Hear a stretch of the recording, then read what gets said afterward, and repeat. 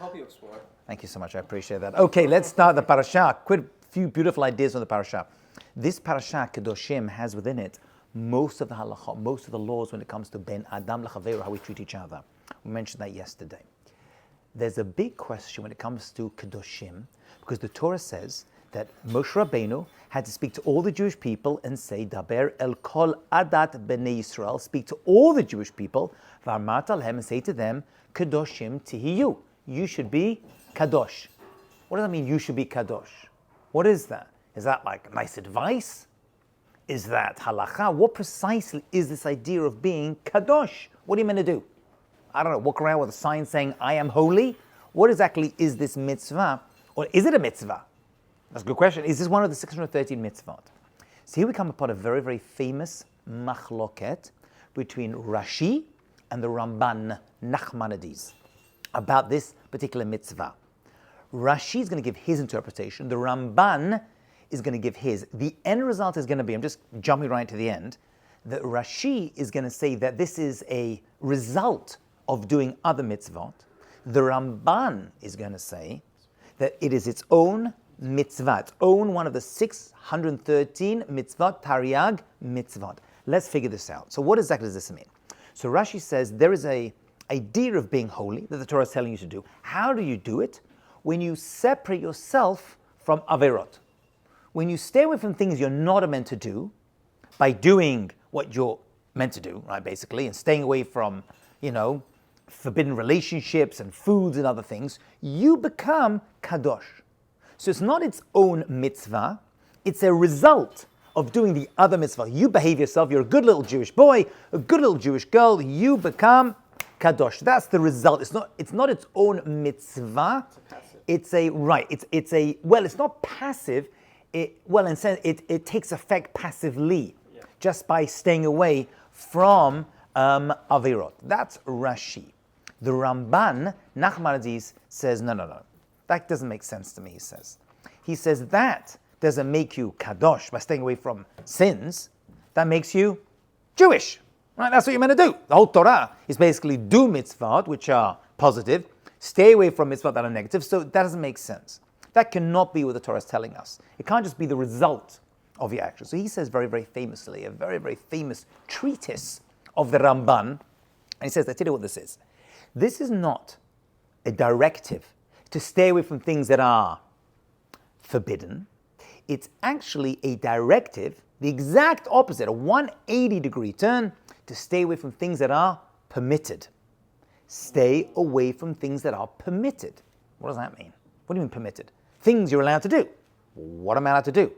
Well, you're allowed to eat and drink and have relationships, right? And sleep and do a lot of things that are permitted. So what's the Ramban saying?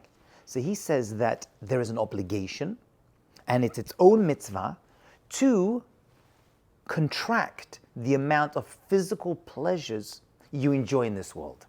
And remember, the Ramban was a Kabbalist, probably one of the last great Kabbalists of Jewish history.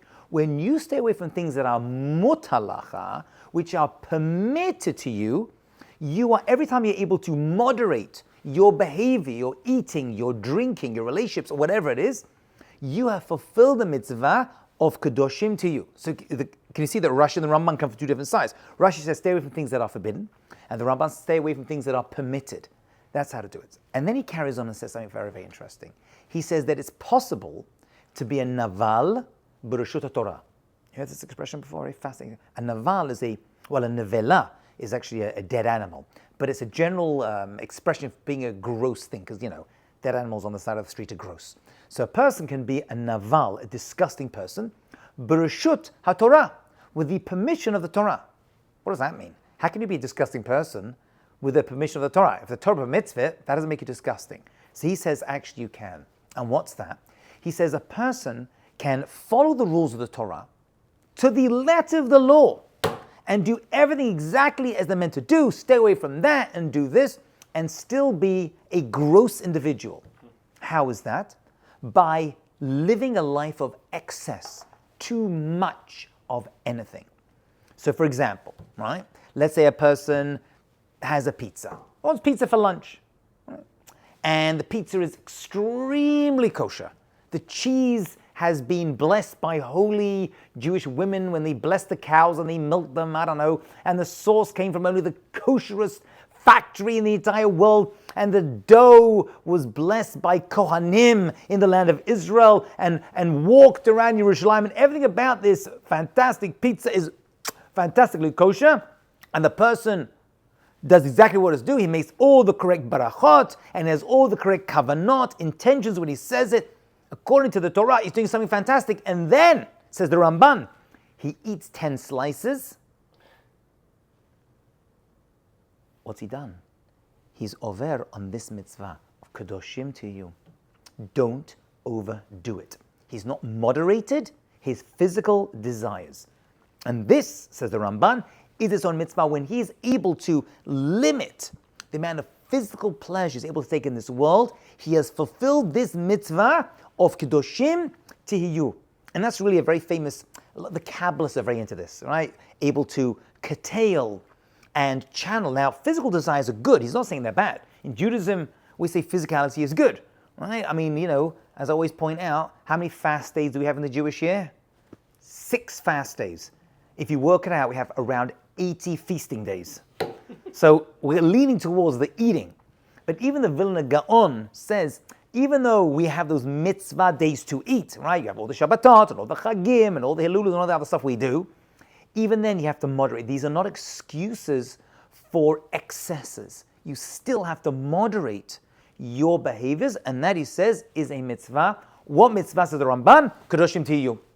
It's its own. So he actually lists it in his version of the 613 mitzvot min Torah. Absolutely fascinating. A person could get married, and they can think to themselves, well, I'm married now. I can have, as much sexual relations with my spouse as I want. There has to be moderation. Right? He says, don't be like a tar and a gold, right? Don't be like a bird, just constantly. You got to be able to moderate it and control and figure out when and how and why. Everything is. Now, there's halachot they have to moderate, like when a woman is a nida, right? A person can't have sexual relations with a nida. But even when you're permitted to be one side, you have to just a little moderation when it comes to how we act towards each other. And it comes to drinking too, right? I don't just mean diet soda. Right? A person drinks alcohol. So a person can have a very, very kosher bottle of wine. The most kosherest bottle that came from Eretz Yisrael and from the Shomron, which is probably the best wine as far as I'm concerned. And everything's fantastic. And he sits down, he drinks 3 bottles worth. He made all the right brachot, rishonot, achronot, the blessings before, blessings afterwards. So what have I done wrong? I did exactly what the Torah told me. You're a naval. Bereshut HaTorah, says the Ramban. You've missed the entire point of what it is to be a holy Jew. That is the Ramban. Is it a positive or negative commandment? It seems like it's both. That's a good question. Would he list it as a mitzvah aseh? I think it's a mitzvah aseh. Every time you moderate yourself, you've fulfilled a positive commandment of being kadosh. Yeah. But then again, you could have one mitzvah that is both positive and negative. It seems like it's both. Like it could be both, yeah. It could be. Because every time you do go into excess, then you've actually been over on this mitzvah of doraita of kadoshim to you. That's a good shayla. That's a good shayla. I like that one. Yeah. I mean, you could have Shabbat. Shabbat, by the way, has positive mitzvot, right, and negative mitzvot. You have to stay away from the malachot, right, 39 malachot, and you have to do the mitzvot aseh, right, of kiddush and Shabbat and Havdalah and all the other positive mitzvot. So you can have one mitzvah that actually encompasses a number of different aspects. When it comes to moderation, I guess there's 2 ways to look at it. Take alcohol, for example. There's, drinking, having maybe a drink or 2 every day. Yeah. You could argue that's excessive. Don't drink every day, just have it a few times a week. And then there's the guy who's going to drink once a week, but when he drinks, he's going to have, 12 drinks. Yeah. Does Rambam... I've not seen the Ramban. The Rambam, interestingly enough, this is fascinating actually. In Hilchot Dayot, we have to actually learn this Rambam. When we finished Shuvah episode, we're going to look at this one. It talks about how to eat, when to eat, what to eat. He raves. You do really? Yeah. He raves about wine. Right? He says the wine as a good thing. He says nothing better for you. And he lived in a country where wine was forbidden. He was in Egypt. Right? And according to Islamic law, wine is forbidden. And yet he said, they're making a mistake, the Rambam, Maimonides. And he's living there, and he's like, it's the best thing ever. It's good for your blood, it's good for your system. By the way, they say the wine actually does have It's got, what ingredient inside it? Revestrin, I think. It's got some ingredient that red wine actually has positive effects on the body. But once again, I mean, it's all relative. I guess a person has to figure out exactly at what point it becomes excessive for them. And for some people, they're not able to calibrate that. Alcoholics, right, are people who are not able to put the brakes on, and they literally just go past line. I used to work as a drug counselor, came about 25 years ago. Really? Imagine, yeah, That's I where got a I know you certificate in it, I got started. Well. That's where I know you from. So you were too young. Even back then, you were like 5-year-old drinking alcohol. I don't think, well, it's possible. And so basically what happens is they are not able to take anything, because even a little bit just triggers them, and they go way past. They don't have, like me, I'm not a big drinker, I'll be honest with you. You know what I'm saying? You drink a little bit of wine, I feel a bit, I stop. They don't have those breaks. They're not able to say, once they start, they always say, I'm under the table. I'm going to be under it within a few minutes. It's not going to, you know what I'm saying? They just cannot put the brakes on. So such people will actually have a mitzvah not to drink any wine whatsoever. So what do they do on Shabbat Chagim? Use grape juice. It's a great story, I must tell you. I love this story. But Abraham Tversky. Abraham Tversky was a psychiatrist. He had this drug place called Gateways in Pittsburgh. So he tells the following story about how he changed Christian law. So basically what happened was this. He used to have a lot of nuns. There was a convent near him, relatively near him, and people used to come from far and wide to use him because they wanted, the nunnery wanted a religious person to be the psychiatrist to help his, help their people. And he was a religious Jew, was a Hasidic Jew, and an MD, and a psychiatrist. So they basically used to go to his facility and would travel to him. So he had a situation, one of the people would come to him, he was an alcoholic, right? She or he, whatever it was an alcoholic. And the rabbi said, listen, he's a doctor, he says, you cannot drink any alcohol. He said, but I have to take the sacrament, I have no choice. I've got to drink alcohol. She says, well, what do you do? What we do? Because what do you do? Because we Jews use grape juice. We give grape juice the same status as wine, as yayin. And therefore, a person cannot drink wine. They can use grape juice, and that follows the exact letter of the law, no problem. So he's like, but we don't have that law. Because you should. Because let me speak to the bishop, the head of the convent, and let me find out if we can. So went to the bishop. Bishop's like, that's extraordinary. You know what? We have this alcoholic, and they can't take even one drop of wine. They cannot drink one drop of wine because it'll trigger them off. Once you're an alcoholic, once you're in AA, right? Not even the first drink, nothing at all. So basically what they did was it went up the chain of command. It went up, according to the story, the Pope himself paskined, gave halacha for Christians that if Catholics. it was a Catholic, had to have been, if a member of their clergy is an alcoholic, they can use grape juice based upon the Pesach of Rabbi Abraham J. Tversky, MD, and that's why to this day, there are many people who fill their little cups, right, in their churches with grape juice, and probably the grape juice they use, I know it's Welch's, they're probably using kosher grape juice. That's probably not a great thing anyway, because it has to be used for sacramental purposes only, they say. They don't want to use for avodah zarah. So basically all these bishops are using kedem grape juice are using that as their, that's it, right? And they're all using grape juice to fulfill their, blood of, whatever his name is. All that stuff, that's basically what they're using today. Extraordinary. So it actually came from them. So moderation and sometimes absolute forbiddenness, because it's going to lead you to other things, is highly, very, very important. So Tversky's in their Shulchan Aruch right now? In their Shulchan Aruch. If there's a Shulchan Aruch of Hilchot, wine, right, for the exact, he's in there. And a little footnote, it's like the Art Scroll. Number 32, footnote, Rabbi Dr. Abraham J. Tversky, Zecher Tzadik Levracha, says you can use grape juice. And they said that. They said if the holy rabbi says it's okay, it's okay. Wow. And that's how the halacha changed for the Christians to use grape juice. How cool is that? I happen to like that story a lot. Okay, very, very good. Yeah, another question? What were you saying? Yeah, back to the wine. I thought the reason they would drink so much wine is because the water wasn't filtered like it is. Yeah, there was nothing else to drink. They used to have to drink. So when he says wine, is he meaning straight wine? Yeah, but I want to make a big difference. I had one of my rabbis used to work for the Star K, And he pointed out the wine you have today is a lot more, A lot weaker. a lot weaker than it used to be. So what they used to do was they used to water down the wine. They would add stuff and they would water it down, so it was much, much less. It was much, much, much, much less.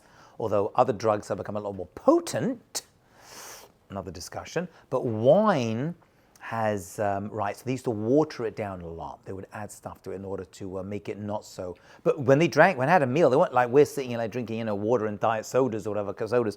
They would drink, wine is what they used to have. That's what the Rambam says, that you shouldn't drink too much during the meal. At the end of the meal, you should take as much wine as you need in order to digest your food. That's actually the Rambam says. That's why you should wait to the end of the meal, and then you should have your liquid to help liquidize all the food in your stomach. That's what the Rambam says in Hilchot Deyot, if I remember correctly, yeah. So yeah, it's changed, the potency of it. It used to be stronger, now but that was the water. They used to drink, wine was like, you were basically walking through, the desert, you'd have like a thing of wine and we just drink that. Were people always, serious question, so were people always kind of drunk? Buzzed. Yes. Were people constantly, or did they develop a tolerance for it? That's a good question, I don't know. It has to have some kind of tolerance. You're not allowed to pray drunk. So you'd have a big problem, So Must have gotten used to They must have something, I don't know. How could you go around like completely wasted on your camel and then get off your camel and start davening mincha? That would actually be a sore. That's why in Purim, they daven mincha early before the Su'udah. Why do they do that? Because everyone's drunk otherwise. So they make sure they do mincha beforehand. And then Arvit, Motzi Purim, it ain't good. People are bumping into each other, falling over. I don't know, they're not allowed to. I went to my rabbi on Purim after he got drunk, and I said, I have a question for you. He goes, you can ask, but I can't answer. I'm halachically drunk. I cannot give you any answer to your question. You better find somebody else. He drank a little bit of wine, and that's it. I cannot answer your questions, he says, halacha, because halachically you're not allowed to. You can't give a pesak din when you're drunk. Roy Zimmer, never forget this. Anyone can't? Can we? Is it just a rabbi's? No, he's giving a pesak. He's giving halacha. You ask a rabbi, anyone and say, what's the halacha in this area? You can't do it if he's drunk. He gave halacha though. The halacha is, so this way you cannot do it. Very good. Very clever. You feel good about yourself, Ramban? Very good. Very good. Hashem. Very good. Yeah. Actually, there's actually an interesting question. I just thought about this recently, funny enough. You're not allowed to think Torah in the bathroom. You're not allowed to think Torah in the bathroom. There's a famous case of I can't remember who it was, but we remember in Asmicha, there was a rabbi who got stuck in the bathroom. And he needed to, he couldn't get out. Something happened, the lock on the door, whatever it was, like an old door or something. He couldn't get out. And he had some kind of question that came to his head. And he said the hardest thing was pushing that Torah out of his head in the bathroom, because he said, I'm stuck in the bathroom, I cannot think Torah. There's supposed to think Torah all the time. We have the exact Torah. I wish I could think Torah outside, let alone in the bathroom. Halavai, these ideas will come to my head. But he said he got stuck and he had to push out. And they had to figure out the halakha. So the question was, how did he figure out the halakha that he cannot if he's in the bathroom because he cannot think halakha? That was the whole question of this rabbi who got stuck in the bathroom. He cannot think Torah. Although, I'll be honest with you, the bathrooms we have today are not the bathrooms of antiquity. First of all, there are no bathrooms. There was no, basically just space out a chamber pot, right? And they would use that. And you couldn't pray in a room because the smell was there, everything was there. You would cover it with a rag, you had to get rid of it. You couldn't make brachot in front of this chamber pot or something they used to cover over. It was a big, big problem. The smell was there, because the smell itself has the mamashut. So it's a big, big problem. The bathrooms you have today are actually what the Gemara calls, what they're called? Persian bathrooms. Because the Persians were experts in creating cavities in the ground to allow all the refuse from the person to go down these channels. So it was far enough down that the smell was not emanating from these holes, right? And therefore you can make a bracha next to these bathrooms. Today, there's nothing at all, not even a hole. You basically flush, it's gone forever. You know what I'm saying? So the bathrooms you have today, don't even consider, we consider them bathrooms. That's why you don't put a mezuzah on your toilet door. Right? You don't do that, obviously. But actually, today we live in very, very sanitized, us in the Western world, about the rest of the world, we live in very sanitized conditions. So actually, once you flush and, the smell disperses, I don't know if it's such a major problem. And we don't do it, but I don't know if that would be considered definitely not the bathroom of antiquity. No doubt about that, Answer your question, that was it. Okay, very, very good. Okay, one last idea. Okay, so we go from this idea of kadoshim to you, right, to Hashem saying, Ki kadosh ani Elokechem. I am kadosh. So what does the word kadosh? When God is kadosh, what does it even mean? How does God become kadosh? So you have to know what the word kadosh actually means. And the word kadosh, we translate as holy, but what does it even mean? Holy, like, we say kadosh, kadosh, kadosh. Holy, holy, holy. It sounds like an ABBA song. Well, what exactly is that? What exactly is this idea of kedusha? What is this idea? And the way to figure that out is to find where else we see that word kadosh mentioned. So it's actually mentioned in a number of different contexts and times and places and objects. The Torah is kadosh. Kadosh. Eretz Yisrael is Eretz HaKodesh. The Hebrew language is Lashon Kodesh. The Jewish people are called an Am Kadosh. The Kohanim are called a goy within a goy, a nation within a nation, and they have their own level of kedusha. There are certain times that are kadosh. Shabbat is considered holy. Yom Kippur is kadosh kedoshim. It's also the holy of holies. There was a location in the Mishkan where the Aron was kept, right? The Ark of the Covenant, within which was the Luchot and the first ever Torah of Moshe Rabbeinu, and that's called the Kadosh Kadoshim. That's a place. So we have times that are Kadosh, and we have places that are Kadosh. So this idea of Kedusha is ubiquitous all over the place. But what is it? What makes something Kadosh? What makes a language Kadosh? What makes a person, a nation within a nation? What is this idea of, how do we define the concept of Kedusha? So the word Kadosh doesn't actually mean holy, although you see Rabbi Art Scroll will translate it as holy, but the word Kadosh actually means separate, distinct, apart, not the same. When something is elevated, or I should mention, for technical purposes, even something that's elevated downwards, not a good thing, is also Kadosh. A prostitute, male or female actually, the Torah calls a Kadesha. Why would the word Kadosh be used for a person who, makes a living doing terrible things?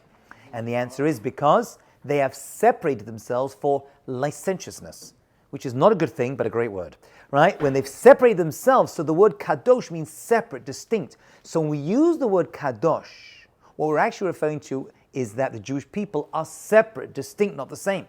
The Torah is not the same as any other book of learning, because it's given to us by HaKadosh Baruch Hu, via Moshe Rabbeinu.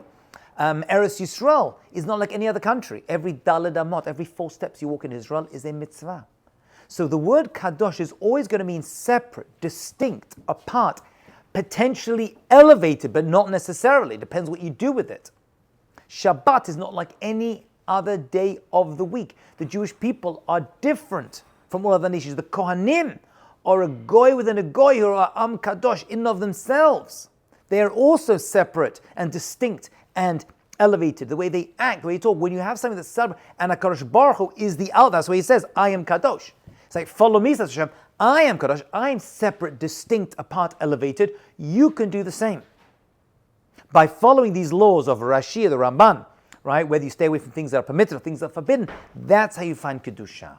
That's the solution to the puzzle of how God can be considered Kadosh. It just means He's the ultimate Kedusha, the ultimate thing that is elevated, apart, and not the same. There's nothing else like HaKadosh Baruch Hu in the entire world. There's no country at all that's like Eretz Yisrael. There just isn't.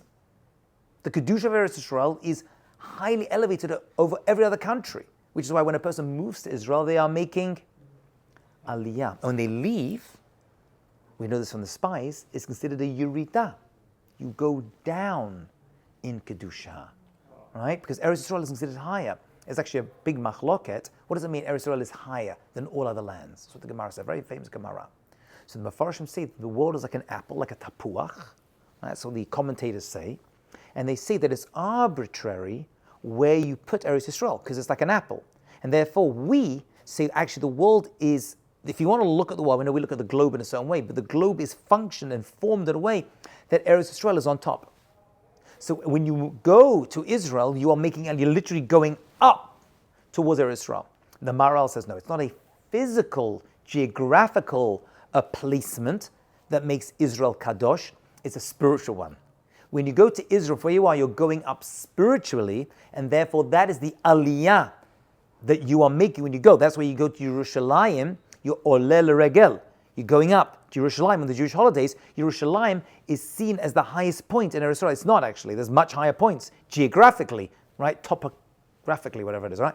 Eretz Yisrael is there, but Yerushalayim is on top. And you go up to Yerushalayim, you're actually going up to the top of Eretz Yisrael. You're going up to Yerushalayim, and you're moving up and up and up until you get to Har HaBayit, which is the highest point. So it's not a geographical topographical statement. It's a spiritual statement, says the Maral of Prague. That's the way they understand it. Or then again, it could be both. Right? You can decide where Israel fits on the whole scheme of things. So that is the concept of Kedusha when it comes to the Jewish people. And that's how you can describe God as being Kadosh. You can't describe God as anything. This way you can, because the Torah itself does. Right? Ki Kadosh Ani says the Torah. Hashem Elokecha, I'm your God. That's how we define HaKadosh Baruch Hu, the ultimate thing that is being that is Kadosh. Good? Wow. Kindlech, let's stop over there. Okay. We'll pick this up in Mitzvah Hashem next week. That's great. Thank you. Shkaya, Chazaka Baruch.